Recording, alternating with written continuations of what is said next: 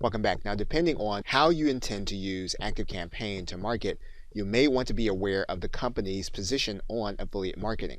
And to do that, you're going to go to this help area, and you're then going to type in the word affiliate. Once you do that and hit enter, you're going to see a third link. You're going to click that link that says affiliate marketing policy. And so that we can see the policy properly, we're going to go to the page.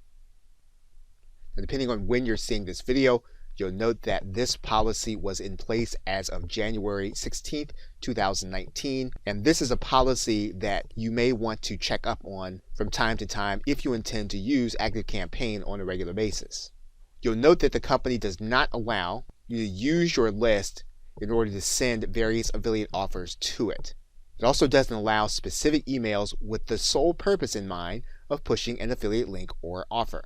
Anything that is promoting a product or service and you have no prior relationship, or the business you're promoting has no prior relationship, this is something that ActiveCampaign does not allow, as well as any emails relating to getting rich quick or making money from home.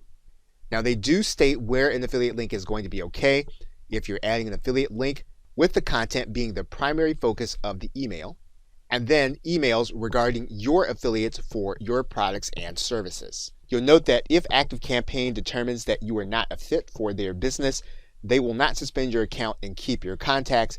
You will have access to your contacts if you need to move your relationship from ActiveCampaign to another autoresponder.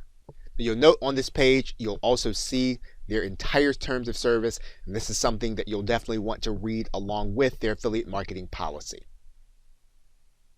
Okay, so with that, thanks, and I will see you in another video.